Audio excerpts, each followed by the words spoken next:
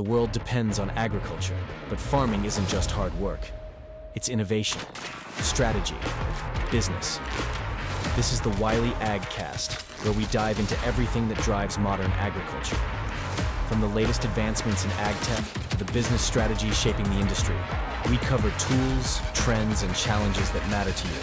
Sit back, relax, and tune in. Welcome to the Wylie AgCast. I'm here with Darryl Richmond. So you came from Chicago, right? Well, I grew out west. So basically Illinois, Iowa, and Wisconsin, where they meet, drop a pin in and you land at my house. So I say Chicago because people just know Chicago. Right, gotcha. Yeah, I grew out way west Illinois, Iowa. But came down there and somehow I had an interview with Wylie. And my past was always, I lived on farms my whole life. But my background in the equipment business is what Wylie was interested in with the new dealerships that they purchased down here with Pioneer Equipment. I said, what do you want with me? I know nothing about, of course my friends are all farmers and everything else, but I've been in construction where we don't care if it rains, we don't care if it's cold, we don't care if it's hot. I thought you guys were crazy. But no, so yeah, I came from there and with Wylie bringing me down here was all about my just experience in the equipment business. Yeah. Well, this is year 38 for me now in the equipment business. So Man. being around dealerships, dealerships that were startups, dealerships that I was hired into that were, I won't call them failing, but they were little satellite stores that I kind of got involved in. We did real well. And that's what Wylie was interested in. Yeah. Was coming down here to build this little synergy between the stores, to have this outlook, the way you run your teams. And that's what brought me down here, 1,200 miles. Well, you've done a really good job. I can compliment you. Well, we're working on it. Yeah. I mean, this store runs really well. I mean, the Raymondville store runs really well. Everything. I think just the whole valley, just the community. Like I said, we're all one team, and that's truly what I was hired. Just on the beginning was just the operation side, was just parts and service, and at one store, and then that just grew from there. And we all have probably talk amongst each other. Me and Plainview store, we were talking all day yesterday, and over deals and stuff, put our heads together, wrap our stuff around ideas and thoughts. And so that's the reason. Absolutely. I got down here coming from the Midwest and corn and bean country to sugarcane and cotton and sorghum and vegetables I knew nothing about. But I've learned a lot. Yeah. And always learning still. Yeah. Always learning. It's a big business for sure. And everything I've done good at, I've learned because I screwed it up before. So I've gotten better at that. Well, that's everybody, I think. You learn from you do. Yeah. So what's your thoughts on Wylie equipment as far as just... Oh, I love the idea that it's all customizable. I mean, that's, I think we do a very good job of that. I can always nitpick all kinds of stuff if we wanted to. But I think overall, the idea of how we do it at Wylie and how we can do it at any dealership and how this can be changed. And, anybody could look at a Wylie catalog and figure that out. Right. You don't just come in and, we try to stock certain things, but truly everything else is kind of build to order. We have our certain other products, but yeah, it's a huge advantage that we have to have this stuff and have a team there in Petersburg that is willing to improvise and sit down at the drawing board and, talking to their side. We've done a lot of stuff down here with side mounts on different tractors and, being able to do that pretty efficiently over the phone. Sometimes it's hard when it's not in front of you, but taking measurements, doing stuff, and then always being innovative and coming up with new products. And I think Mickey O'Neill over all the years has really shown how much he can do that at. And there's always room to grow, but, doing that, bringing in the CropX design into what we do, being customizable to UTVs, to simple water trailers, to pumps. I mean, there's just the diversity and what can be done with that, I think is just truly tremendous. And having been done, I kind of call it the old school way. Guys putting helmets down and welding together some booms for you and building up some frames and getting these things and being able to have that customizable option as you go along to come up with something new. I mean, recently we come with a few fertilizer rigs down here that haven't been made in years we don't even know who it was. And we brought it to Petersburg now to have those guys make that at Wylie. Yeah. So it's cool. It's like I say, it's huge. No other tractor dealer has this option. Yeah, To do this and be able to work with our people from a small rancher, even a guy with just a couple acres, to a guy with 20,000 acres. The things that can be done is just it's as far as you can think it can be made. Yeah. Doesn't happen overnight. Some of the stuff customized because you still got engineers have got to figure this stuff out and weight capacities and what can hold what. But I've never had nothing we couldn't do. Yeah. One way or the other. Some of it's been a trial and error a couple times, but at the end of the day, we had a new product to add a couple more pages to the Wylie catalog with. Yeah. Well, I've added many. Yeah. Just in the last year. It's Oh crazy. yeah. It's crazy. And just to keep moving with this. Yeah. And try to move with the times and finding those niches and what those needs are, because those will always change. Yeah. Like I said, when we had that big meeting with Case and everything you've known for years, throw out the window and start over. Yeah. It always, that's one thing that is for sure is change. Yeah. And the idea of how this is going to work and how the future runs, and not be complacent in what you do is the difference. Well, and you guys can sell the parts that we build the stuff with. So Yeah, it's all here at the store levels. I mean, here in in Progreso, we've dedicated almost a whole showroom to it. Yeah. Of just the parts to put the stuff together, let alone for our shop to build it too. Sure. So we've done some stuff here at the store level that we try to get done here, and we try to customize it here, not just at Petersburg, that we can do here, and we do it here. Yeah. And then our water problem. I mean, I don't know what the water levels are today, but Yeah. we're sitting at around 10 or 12%. Sugar mill's closed now because of it. So Now they're talking about reopening it. What's the deal with all that? How'd that kind of get started, that whole water thing? Well, some of it's Mexico for sure, not releasing the water Okay. like they were promised to do, but the water's not there either. People can watch what they want on TV, but you go to the dam over there, there's no water on the other side. There's a problem with that. Regular rains has been a problem, stuff along those lines. So that's been part of it. It's just been a shortage of water that's been developing year after year and end up where we're at now, which in turn closed something in the sugar business that's been here for quite a long time, I think the 60s maybe or 70s, and closed them down. They closed their doors. Our service manager, Danny's from there. But now someone's talking about rebuilding it. Interesting. Now there's big news going out there. They're going to open it back up again. They've sold everything. Man. So they're talking about refining stuff and everything, bringing it back in. We still lack the water, but I think they might refine some of the stuff from Mexico Okay. and bring it over here to produce the sugar on this side. So is there talk that they're going to fix that any? I mean, are they going to try and find a solution to get more? Well, water they're down trying to here? work with some water reclamations things. It doesn't do, sugarcane takes, 11, 12 waterings a year. It requires a lot of water. That's why the sugar mill closed. They closed cash positive. The writing was on the wall. There's no water to grow it. So that still has to come back into play for that. But it doesn't take, a hurricane. Well, Put it into the watershed. We had some decent crops this year, timely rains, but we had 20 inches at one time, but none of it went to the shed. All ran off into the Gulf. So man. it's just been tough. It's not all doom and gloom. Like I said, we've had some bumper crops this year. But just as they were going to harvest it, that rain came. But it's been a challenge like all farming has, for sure. And we're going to get through it. It doesn't take much to change it all.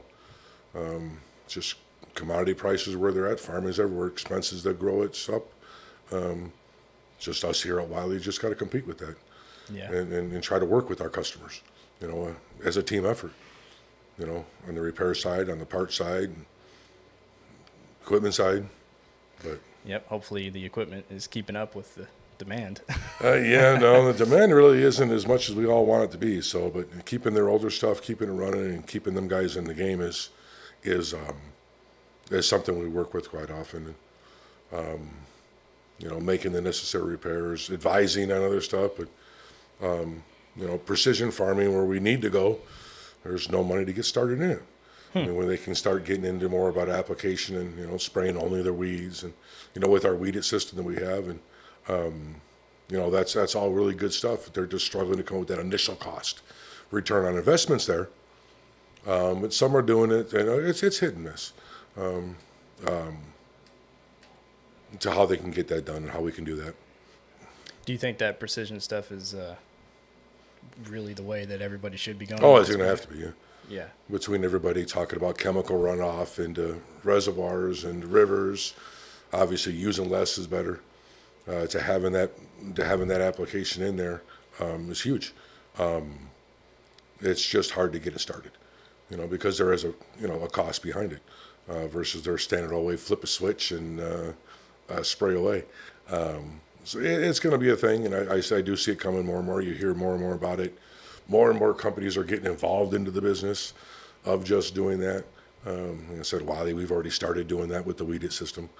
And the way our sprayers run, the way they run now with our AIM system, and being a little more economical with the chemicals they're spraying, not overspraying, not duplicating the same spots, mapping. It's definitely the future. Oh, yeah. To keep it in there, it's just hard to get started. Yeah. But do you think AI is going to play a part in that? Oh, for sure. Think so? AI plays a part in everything else. I don't know how it doesn't play a part in that too. Got a point. It's going to be. I mean, they've already talked about. Then there's your shortages of help and getting workers, and down here with our vegetable harvest, it's hard getting the people to harvest. That's all hand picked, and that help isn't around like it used to be. So it makes it a little bit tougher. But I haven't heard about it this year for our vegetable harvest this year. Most of those guys haven't said nothing to me yet, but I think the farmers have to work together with those crews so we can get that labor in there, because you're just not going to get anyone to stay bent over for 12 hours a day. And yeah, that's true. Yeah. Even if the money was there, yeah, you're going to get people that quit that after a few weeks of 100 degrees and yeah, that's true. Bent over in the field that whole time when there's people willing to do it. And for the most part, I think most of our cases, most of those guys we pay taxes on. The farmers have them registered, but there's probably some that aren't, I'm sure. There has to be. Right. But I think most of the bigger guys, tell the guys from Border Patrol to stay away. Everybody there is legally operating their business. But it's a shortage of people for sure, and that's everywhere. I mean, you hear about that up in the Midwest, in dairy farms as much as down here. It's more relevant to me because our vegetable crops that are going right now, to seeing that. But even so, breaking down into precision stuff and getting more efficient with one pass with a tractor is definitely it's where it has to go. Commodity prices haven't changed in 30 years, but everything else has. So it's got to be more efficient into it. This year was a little bit tougher because some of the farmers lost their pre-sales on their crops overseas, so they had to change directions due to counter tariffs. They weren't buying from us, and I think you're hearing about that in the Midwest with their corn and soybean. We've seen that already here. We're right across the street from the store here. They were bringing it across to Mexico. How that played out financially, I don't know.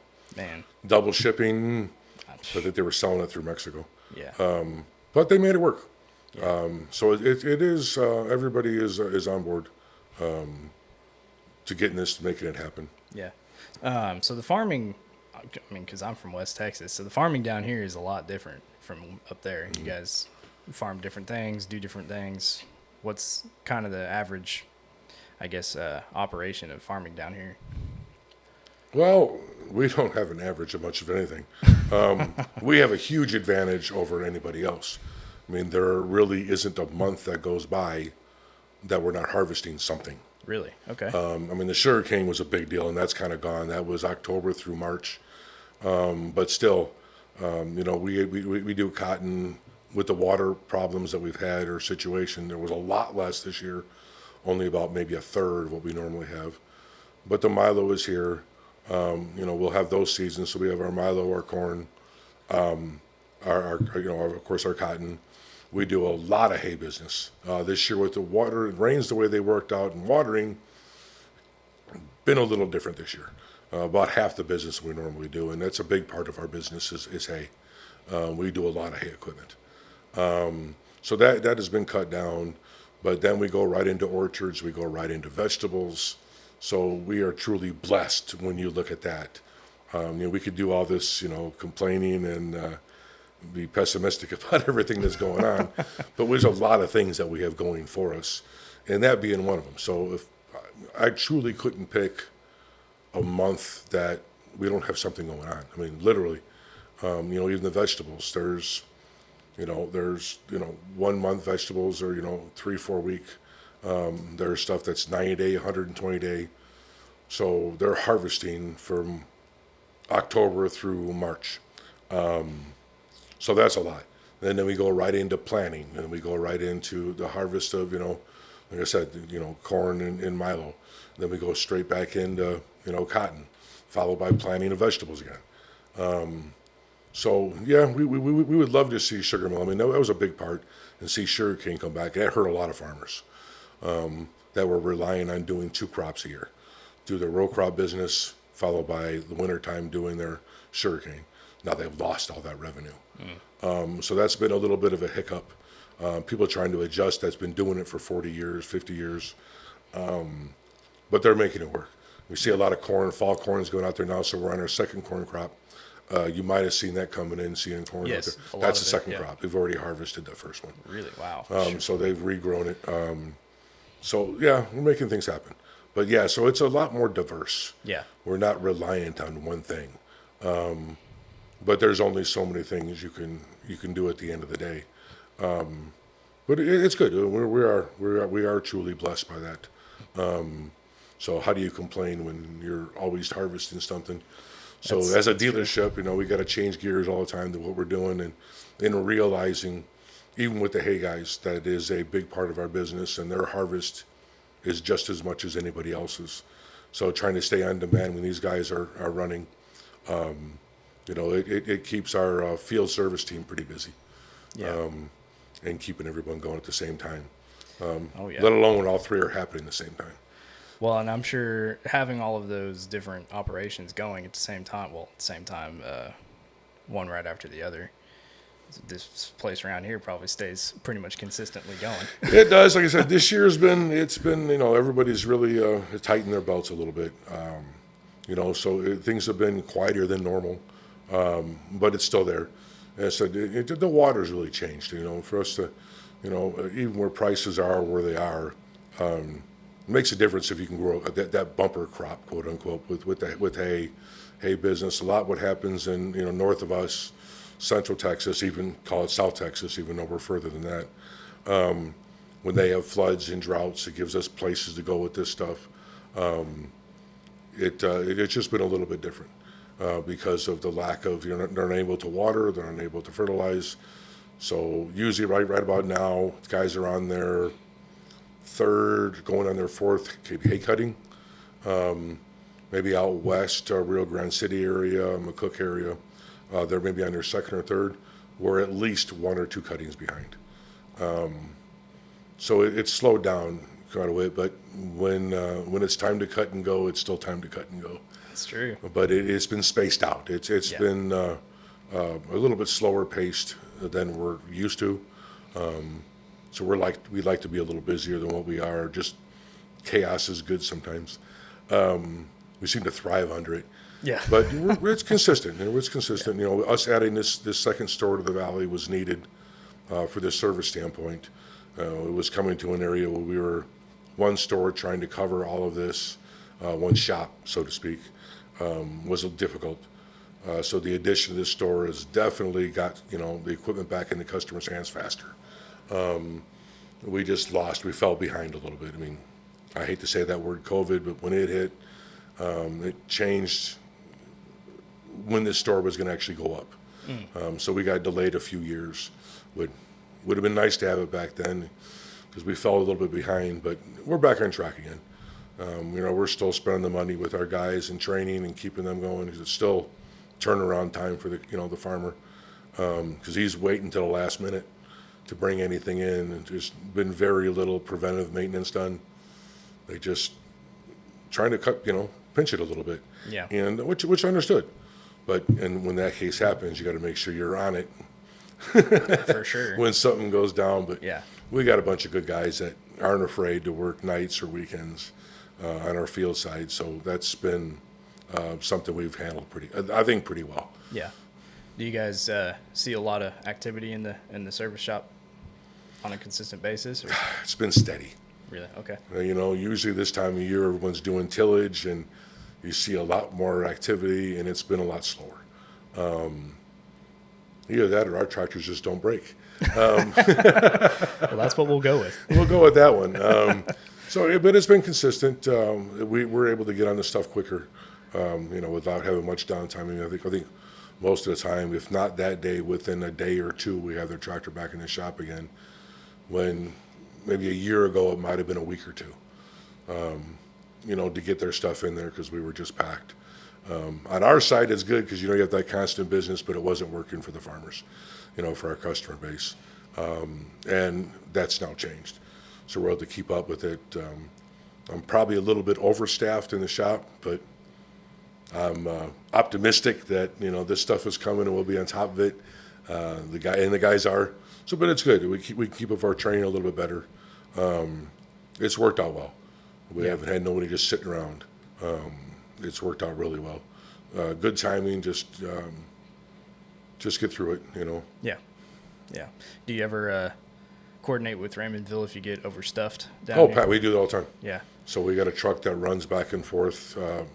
No charge to the customer. We just move stuff back and forth. My usual saying, if we can't get it within maybe the second day at the other store, with the customer's approval, Right. to bring it to the other store, back and forth.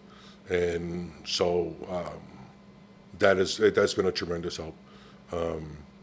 Just returning their stuff. Like I said, our truck driver's happy because he stays on the road more, moving things back and forth. But yeah, so we've done that with parts. We're consistently moving parts between both stores daily, along with equipment. Yeah. It's everything's being lean. We have to run lean, but good for our system, at least on the part side. If we're selling that part, the system is requesting we order it. But you still get those sellouts. But moving the stuff back and forth between the stores works out really well. We got guys in Progreso that live literally right next door to Raymondville.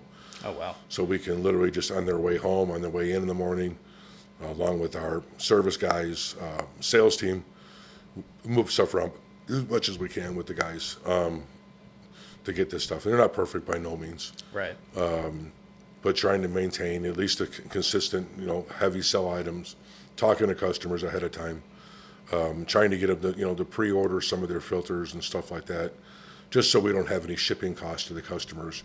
We do have that, the ground stock orders that are free, but it takes 3 to 5 days to get it in. But freight's already high enough, and it just don't need to add that cost onto it. So we try to take advantage of that. Bundling orders between the stores. You got to have so much on an order to get it ordered. Well, we just combine the two orders and order it out of one store, and when the stuff comes in, divide it up when it gets back. So it's playing that stuff, and it's a group effort between all the departments here. Yeah. Parts departments work well together. As you mentioned, the service side works well together. Even service calls. It doesn't matter where the customer is calling from. The guy could be in Raymondville, and the service guy up there is busy at the moment. We send the other guy. No different charges. Nothing else happens. So the customers don't have to worry about two stores fighting against each other. Well, we just send a service guy. Yeah. So those guys talk daily. We got stuff on an app they follow. We put the stuff into the app so everybody can see the service calls as they come in. To work efficient between two stores. Yeah. And not separate, work together, have that synergy between those two stores has become a really big deal. At least I feel it's a big deal. And I think the customers are now seeing it.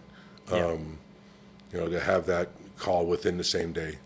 Worst case scenario, next morning they're there. Yeah. It doesn't matter which guy. They know all of our guys. Yeah. It doesn't matter which one it is, or if we have to, somebody in the shop's hopping in a pickup truck to go out there and get somebody help or get them going until a service guy can get there. But I don't think more than 24 hours doesn't happen very often on a service call. Yeah. We maintain that within 24 hours all the time. So running both those stores pretty much as one store. covering pretty much the entire valley. I tell customers, and I Yeah. tell both stores when I'm at both stores, guys, we're all one. The front door is in Raymondville and the back door is in Progreso. So people being off, vacation time, sick time, we move people back and forth Yeah. often. Yeah. It's, we make that about seamless as possible. Yeah. And I think we do very good at that. Yeah. Between the two. The stores are about 45 minutes apart from each other, but we've really not seen, anything, 'cause we kind of run both stores kind of lean for the business they do, but we're trying to keep up and trying to keep costs down so we can keep those costs down to all the customers. But moving people around is the key to that. Yeah. If you're short and you've got somebody on vacation and the other parts of the person, it gets sick. Yeah. Immediately that night, next morning, somebody is going from the other store and running right over there, and no harm, no foul. Yeah. Take care of business. It works out good, but it's not hard. It's just communicating throughout the day. It's really not. But that to me, that's the key. I'm always believing that with communications between them all, and even opening the store, how we were going to do that with service people and service teams. The parts we already had kind of going because of our Edinburgh location was parts only. Right. So, but now that they have a shop, everything kind of increased. They're selling parts they've never sold before. They're looking up parts they've never looked up before. But, we have, some of the people here that came over have been here, or been with Case in New Holland well over 20 years. So we've got some newer people, some experienced people, but working together. And then us at the store here in Progreso, us combining the Wylie goods. Most people they kind of see them all in the same store and they don't think much about it. But coordinating that when we moved into here was extra special. Well, it was two different operating systems. A lot of guys had their handwritten tickets, and we've stopped that. We put everything into one system. We've combined when certain guys would look up only Wylie goods and other ones would look up only implements or tractor parts. Now we have both teams into it to help support even better with the customers. Yeah. So it's not I'm waiting on that sprayer guy to talk to me. No, we've got other people to help you. Right. Or I'm waiting for the implement person to free up. No, we got sprayer people. And they're still learning. But in the last 10 months now, we opened January 1st. Huge progress, huge. Yeah. But a long way to go. Yeah. We always are newer tractors, newer parts, older tractors, older parts. Trying to combine all that and teach everybody is a work in progress. But I think we do it pretty well. Yeah. The customers have definitely they've noticed a difference. I've talked to a few of them that have seen that, and then coordinating that with the Raymondville store. So it's been a lot of change, but all the change to the good. And all we can do is get better, and we see that progression on a regular basis. Yeah. I am the people that work here between the Raymondville and Progreso store really do care. Yeah. And it shows. So it's been not due to lack of effort. Yeah. It's just I'm sure. it's been just a little bit of a learning curve on certain things, and for the most part, somebody's always talking to a specialist either way, and you got the other person just paying attention in the background, learning and picking up as we go. Even myself, I'll get behind the parts counter and tell people, you just got to give me a minute. I can get there, but I'm not as fast as everybody else. Right. Yep. So that's how we've Yeah. incorporated that. Well, and you can feel it when you're in here. You feel it. You can tell that there's no competition within the company Absolutely at not. all. No. Yeah. And I was a little worried about that in the beginning. That has not been the problem. Yeah. A little bit of frustration learning different ways and Right. different PO systems. But especially for guys like our sprayer guys like Gilbert Cardenas, he's been doing this for 35 years. Yeah, one he's way. been at it for a And then while. I go at him on January 1st and say, well, everything you've done, you got to change that now. So his ordering was all the same, but Right. selling it was different and working with the other teams. But everybody they've really stood up. Yeah. And it's showing a little more and a little more. I said, you see the frustration. Sometimes I hear it in their voices, and I think sometimes even the customers have felt it a little bit in prior months. Right. But it's been gradually going away. But truly, their frustration part has been because of they really do care, Yeah. and they yeah. get frustrated that they might have done it wrong, or whatever that was. But I've definitely seen the change, especially in the past 2 months. I've seen a lot. We had our inventory here. I just came up, and I've seen everybody on board doing it. We had a real good turnout at both stores, and service teams were involved in it when they usually aren't. Counting, and they just want to help. Yeah. Both service managers from both stores got involved to help get the store counted, get us reopened for business. It was a good thing to see everybody volunteer to do that, because I don't force them to get involved in that, and they did it on their own. So, Man, you good stuff. Couldn't have asked for a better team to do that. No, too. no, it's they got some people that really do care. Yeah. For sure. Absolutely. Well, and it's all about the customer at the end of the day. Oh, it too. is. So It's about themselves, their livelihood, you know. yeah. You know, so we do little things every now and then, have little barbecues, and we'll do this and that. And, Oh, really? Okay. oh yeah, it cheers up everything. Well, hey, there you go. So We'll get out there and everybody throw in a few bucks. We'll make ourselves a big barbecue, and especially over the holidays we do that. Birthdays we do it. okay. So a little bit, a little more of a family environment, I guess. Yeah. And it does a lot. Yeah. They all know we're going to do, we're all going to do fajitas on Friday. It tends to cheer everybody up through the whole week, and to sit down for that hour and BS and joke and laugh about it before the crazy hits back again at 1:00. But I think it's a big thing to have all that kind of stuff. Yeah. And the birthdays, we'll put this stuff together and get a little cake and do something for lunch. And Yeah. it's just good stuff. What do you think the customer's perspective on all that is? I think they see it. I think they've come in and gotten food when they come here, so they don't mind it at all. Hey, I mean, free food. Hey, I smell I smell burgers. We'll go to the back and get one. Right. So they see it, and they see us work with there. I mean, even our sales guys who help out with parts. I mean, we truly are cross-trained. I said, either our service guys get involved in parts, our parts guys get involved in service, the sales guys do both. We just don't believe and I don't believe that is just your only job, is to sell a part, to receive a part, to sell a tractor. You're out there as a salesman. It goes a long way when you can also help with their parts order they need while he's out there. Yeah. And get our parts team involved, or bring the parts out to them when you're going out there.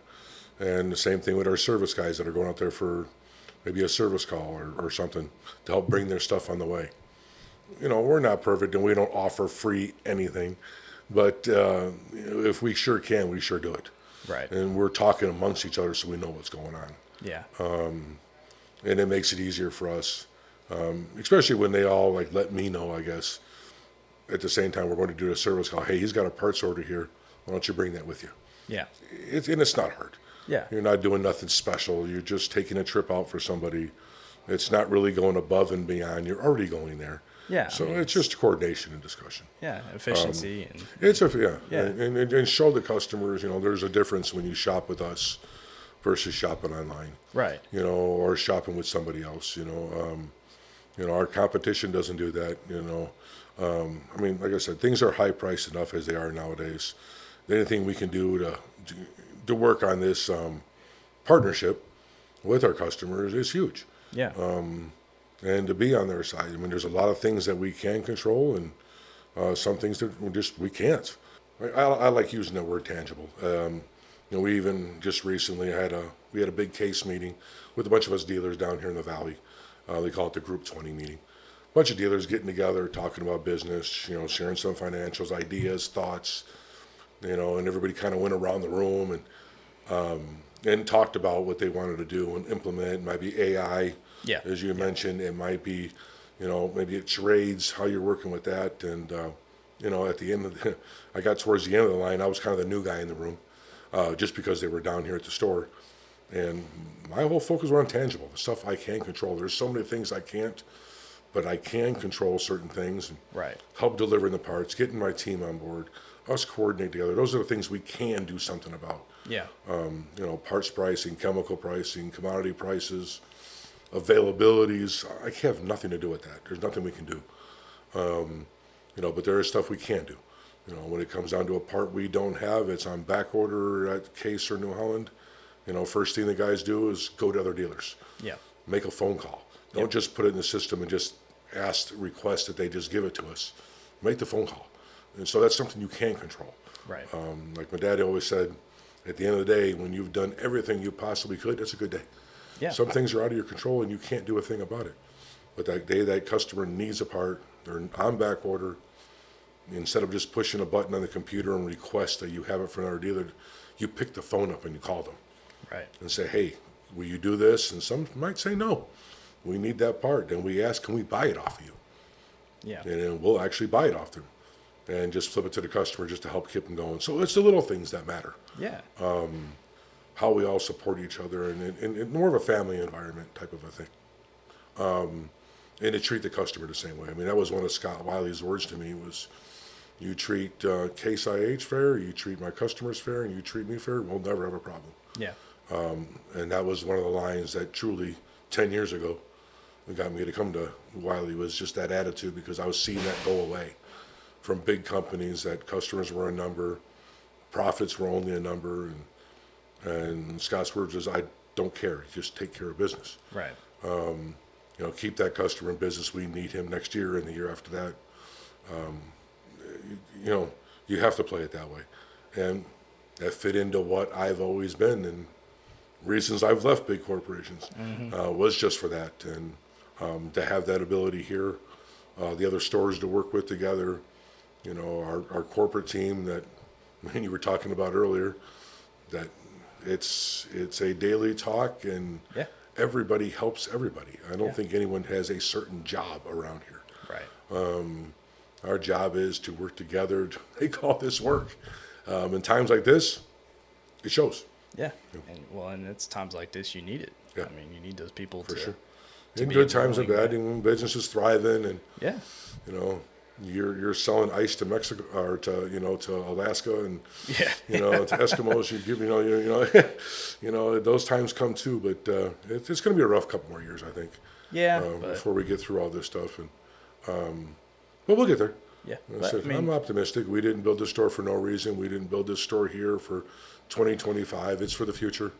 We didn't build this store to triple our sales. It was all about support. Right. And of course, sell a few more tractors would be nice. Sure. But it was all about support in the shop. Absolutely. To have that, and to have something closer to the guys on the other side of the valley over here that were driving an hour plus every time to get their parts. Now we're just down the street. Yeah. But unfortunately, some of the guys that were by our Edinburgh facility lost the store right next door. But there was no ability to build a shop onto that. So it was it was a tough decision, where to put it, how to put it. Yeah. But a necessary one, I'm But sure. necessary. You can just draw a big square down here, and you put one in the right-hand corner and one in the bottom left-hand corner. There you To go. support the best you can. And, Yeah. Absolutely. I Absolutely. said there was a few people that were right by over there that it showed a little bit of something, but the Raymondville drive was only 30 minutes from where they were at anyway. Yeah, I so mean- it worked out. It just that they weren't used to it, but it's worked out. So how does being this close to Mexico affect trade, would you say, at least for our situations? With here, well, that crossing not a whole lot. That's more cars going through Gotcha. there. Okay.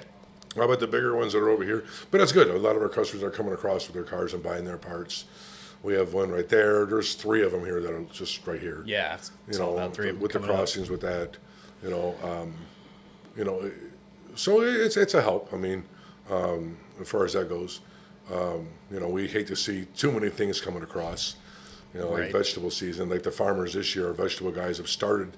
Well, some have been doing it for a while, but everybody else jumped on board. Normally they won't plant until September, late September. A lot of these guys started in August. Okay. So that's a twofold thing. First fold is to get vegetables out. You don't really do good financially from when I talk to most guys, but it gets it out there. It gets the contracts at Walmart, and it gets your contracts at HEB. You get them out there. You don't do really well, but you kind of beat Mexico's trade into the U.S.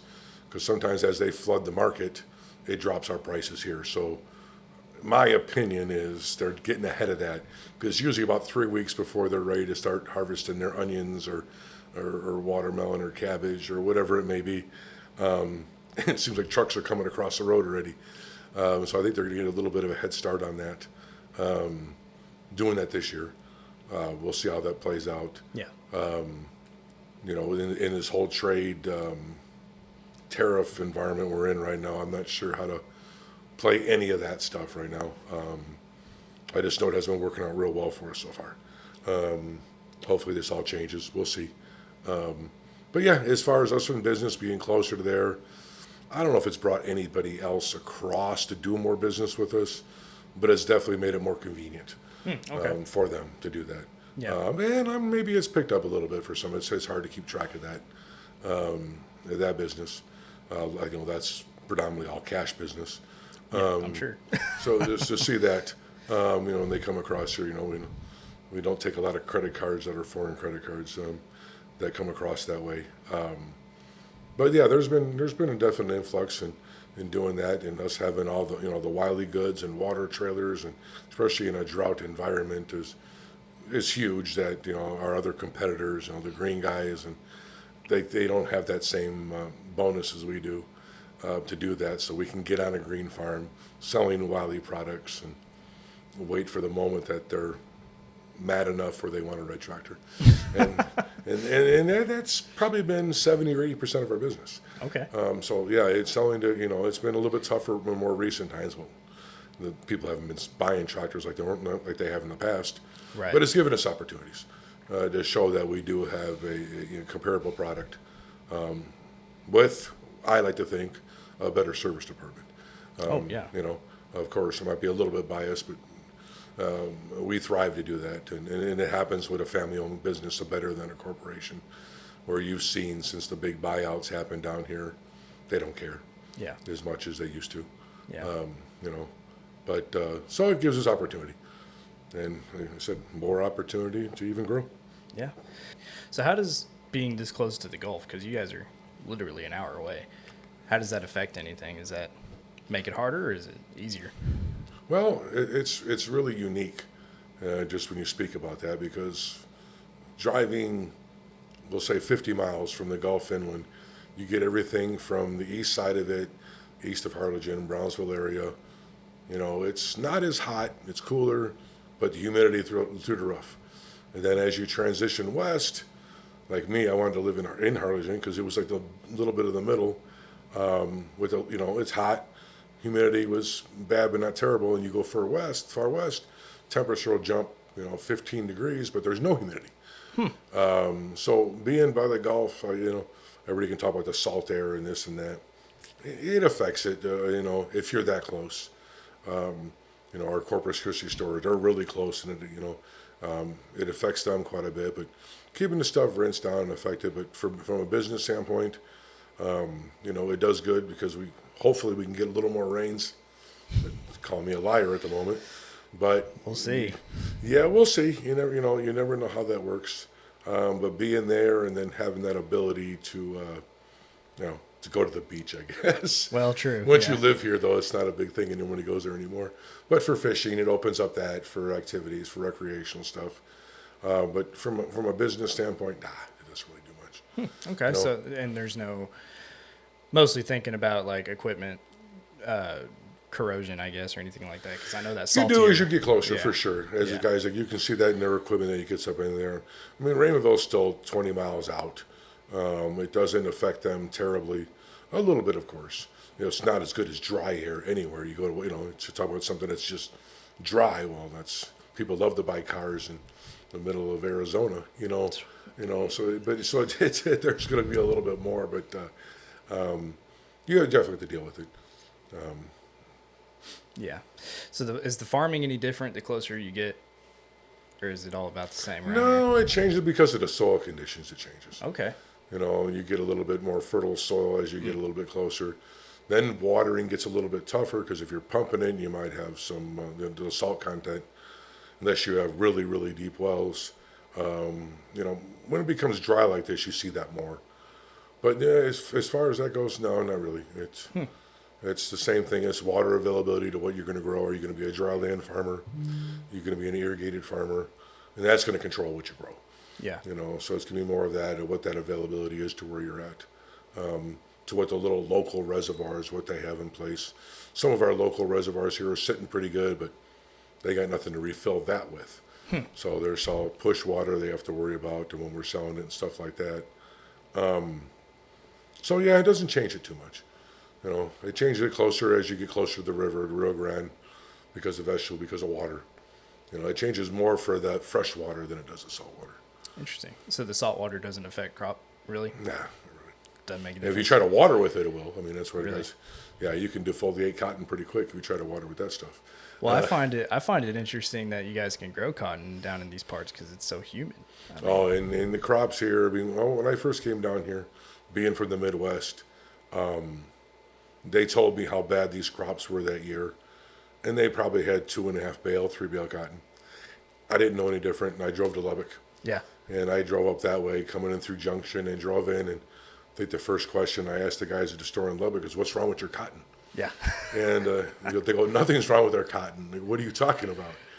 I go, "You look sick." So no, cotton grows very well here. I don't know where the humidity, how that factor goes. I'm not a farmer. I couldn't explain it. Right. But from what I've noticed is, West Texas being stripper cotton, bale and a half, 2 bale cotton is having a pretty decent year. And down here I can have guys up to 4 bale cotton. I got one guy that says he does more than that. And so it's everything. Yeah, so it doesn't affect it. I haven't seen it affected at all. The only thing that we really do get affected by is usually around harvest time is beginning of our hurricane season. Yeah, I was going to ask about that too. It's a little bit of hurry, or to the guys who decide to wait later, it's a gamble, and you can grow, more cotton, or you get your yields higher. It's how they play that gamble, and that's where it's nice in my position. I get to watch the guys do it all different ways. Some guys are planting, beginning of February. Other guys are waiting to the deadline, and they're trying to prolong this into the hotter weather to produce that bigger yield, to get that 2.5 bale cotton. Yeah. And this year we had a lot of that. Nothing too crazy because we still had those water restrictions, but still, it's always, you couldn't put there's not many cotton strippers down here. Yeah. It is picker cotton. But yeah, they do very well with it. Okay, cool. Now, last year, y'all had that Hurricane Helena that came through. Well, that was north of us here. Right, north of here. And so what do y'all do? I mean, because hurricanes are pretty common, it seems like. Yeah, I think everybody here is so accustomed to them, and I think, especially nowadays, I think more people want it than they don't. I think they actually want that hurricane to come Really? through. Of course, you want like a Category 1. You want something slow moving, dumping tons of rain Yeah. to reclaim that water. But I think everything, for the most part, is built pretty stout. It was a few years back that we did have that. I forgot what category it was. Maybe a 1 or a 2 that came through, and heck, me and the wife were on the back porch having a cocktail.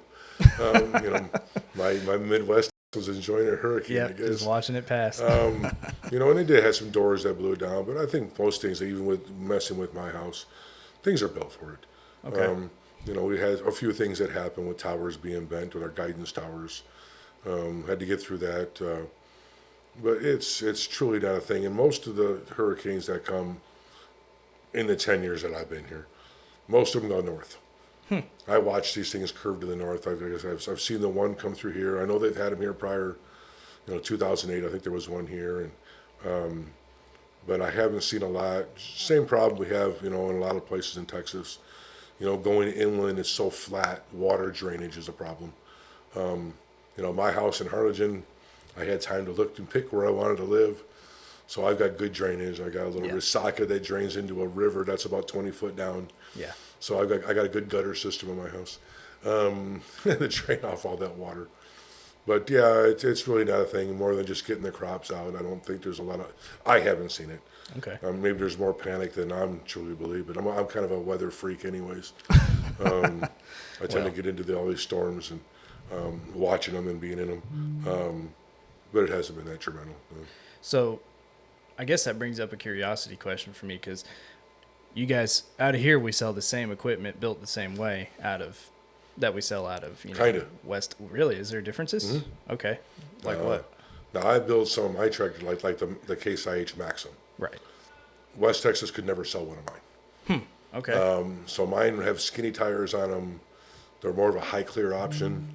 So there's variances. Okay. Now, when you're talking about like our Magnum tractors, we order them the same. It's a tillage tractor. They get built for the most part. Well, not for the most part. I've done most of the ordering. Exactly the same thing. And we could vary that a little bit, but it's beneficial when we all sell the same thing to move it, transport it, flip it. Somebody in, Plainview needs a Magnum 310. The one I have in my yard is the same one that they had in their yard yesterday, and vice versa. So it's easier to go, but there's variances into the tractors. When it comes to some of the littler ones, there's little niches, like when we go through order writing, compared to the different models, different specs. Try to do our best to build them identically the same, just for the part standpoint. You start building everything a little bit different the next one, and you have a parts nightmare. The parts are, if they don't look serial number specific because the customer doesn't have a serial number, it might get a little bit tricky. So it's easier, like the Maxims I was talking about. I'll build those exactly the same as far as the drivetrain hydraulics. All the same thing. Right. That way they're the same parts, same stocking parts. You're not trying to sell stuff that you don't have in stock because you never sold it because you never built one that way. But I put skinnier tires, configure it to the vegetable operation. Non-loader ready, because price is a point. They don't want to pay for, hydraulics on a tractor they'll never use. Sure. So there's differences. Okay. And you do that with Case, New Holland, everything. Yeah. Pretty much everything on the lot. Gotcha. So is the hay equipment any different around here? Yeah, they're smaller here. Hay equipment in West Texas, they tend to do bigger. Like balers, they'll do 5x6 bales. Down here, they do the 4x5s, the 4x6s. Okay. They do that. We have smaller farmers here, or blocks that they're doing, but they do it for transport. Okay. A lot of the stuff that they're harvesting here with their, whether it be alfalfa or just their dry hay, coastal or whatever they're doing, Tifton, is putting 2 bales on the side by side in a truck, you're only 8 foot wide. So you don't see many of that. West Texas, you might see more windrowers or swathers because of the bigger fields. These are smaller fields, smaller blocks. Right. Advantage to us as a dealer because now I sell more equipment. Everybody needs a baler. But there's a difference, yeah. Okay. You don't see those big runs, even some of the big high horsepower that you see in maybe up in the Panhandle, or West Texas in general. You don't see a lot of that here. Yeah. The staggers. We have a few when there's tremendously more. So there's some differences in that same market. And it's all because of field sizes. Okay. Yeah. Because around here, I did notice that too. There's a lot of just small homestead farms instead of You these get guys out giant here. corporate. Like there's a lot of 2,000 acre, 3,000 acre farmers down here. Hay guys, there's a lot of 300 acre guys. Yeah. So it's just a difference. Yeah. When you're ordering what you're bringing into the store, how you're customizing it for your market. But then there's some things, you try to make it all the same. Sure. But there's going to be some differences. Yeah. Just can't avoid it. You got to go to their market because it is unique. Just for me, so somebody who does look at all of this stuff at Wylie for ordering and with different stores, and it's just amazing. And then me for 1 year, back a couple of years ago, I did all the sales for all the stores. Right. Just to see the difference in these, one store to the next, and you have 9, tractor dealerships that literally nobody was the same thing. Yeah. I think a lot of parts will compare ourselves down here to Plainview, but it's not the same stuff. They're dominant in planters. We're dominant in hay, but there's a lot of the same mix that happens into those groups. It's what the salesmen are focused on to what their customers' needs are, which is a little bit different. So trying to adjust into that, even with bringing New Holland now into West Texas. Yeah. Where's going to be this niche for this? Where are we going to keep Case IH? Where's the New Holland going to fit into this group? For the customers that, there's a lot that really wanted it. We can all talk about a New Holland baler and a Case baler made at the same place, the identical baler. It's not how it works with sales. Just like a Magnum or a T8 from New Holland, both made in, Racine, Wisconsin. Same engine, same transmission. The axles are a little different and the cab is, but everything else, same part number. Yeah. Same thing. People don't want a T8. So it plays that game in this max of, this match of the two different brands. And bringing it into into that industry, and then of course now with us bringing in having quite started yet, but having the CE market in West Texas, Yeah. that'll give our agricultural people a little bit. I don't think we're going to focus in around construction groups. That's more of a Case tends to stick more construction, and then New Holland tends to stick more at the agricultural side. Your dairies, your landscapers, stuff like that. Even the farmers around their headquarters for moving stuff around. So it's two different focuses that Case and New Holland have. Yeah. So it's just a matter of, okay, you want a case, so I'll just let you a case. So there are going to be some things we can talk about resale values with some of this stuff. We can just because of notoriety. Just New Holland has the hay business, the baler business. That's where they're at. They're in New Holland, Pennsylvania. That's what they do. That's where they build them. It's notoriety, just as much as Cases. A Magnum. Yeah. People in the U.S. are more used to it. You can go to certain areas, go into Arkansas and areas like that where those guys are all like WT. They're all New Holland, and there's tons of the T8s, which is a Magnum tractor out there. It's what people know, what they're familiar with. So bringing that in, I think that's going to be the biggest thing. Looking at West Texas, at least in my opinion, is going to be. I think the tractors we bring in, the equipment we bring in is going to be focused in around the hay business. The guy with the New Holland baler, most of them, at least when I'm down here, they want that New Holland tractor. They want that package deal. Yeah. So we can work those package deals together and put those same brands together. And, but there's some that want to step off in different directions. So there's a lot that we can't see in our little crystal ball that doesn't work yet to where it's going to be. It's going to be trial and error. But I think treating them like we've done the Valley, being a dual branded dealer for all these years, kind of treat it the same way and see where it goes. Right. Try to hold that market and see where it's at. At the end of the day, getting the customers what they want. And what they're comfortable with. You're uncomfortable with something, you're just going to think negatively on day one. And that's true. That thing could be a piece of junk when it never was. And, yeah. But yeah, trying to, it's going to be a test. Yeah.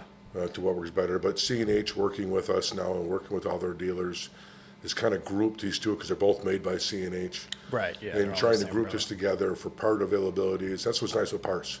The alternator for a Power Star 75 is the same identical part number for an alternator for a Farmhouse 75C. It's the same tractor. Yeah. It's the same part number. So the availability of these parts to be on hand is going to be tremendous. At the dealership level to keep, inventory, reasonably affordable. But having everything the customer needs is going to be easier. Right. And then the construction side, bringing that stuff in. These engines are the same ones that are used in the tractors. So a 75 horsepower, skid steer or CTL has the same identical engine as a 75C or a Power Star 75. So part availability will have it.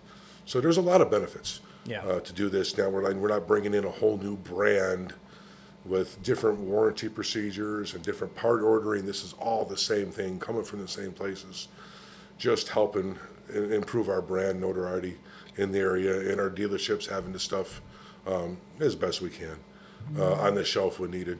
It's going to be because we've had Whacker in the past and we've had some other brands that really hard to have something off-branded and trying to carry all those parts also. So this ought to be a good way to move forward. Yeah. With all of that. I agree. Yeah, I think it'll open up the market. I think so for sure. Yeah. Up there in West Texas. Give everybody choices. Yeah. What they want to do. More options. You got your different sales groups and with the brands, but it opens up this market to a lot of good things. I'm pretty excited about it. Yeah. Oh, me too. It should be a really good thing. Well, I guess to wrap everything up, finish off with my last question, which is if you have any words of wisdom to impart, just whatever. When everybody has it figured out, please let me know. No, like I said, my biggest things is, once again, I'll use that word tangible because I like it. Just focus on it. Remembering that we are a team with the farmers and with the manufacturers.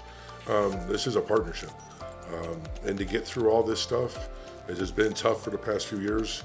The end is going to be a little bit ahead of us, so working with that to get it done is going to be huge. And that's the only thing I got is we got to be willing to adjust and flex. and make this a team effort. Yeah, absolutely.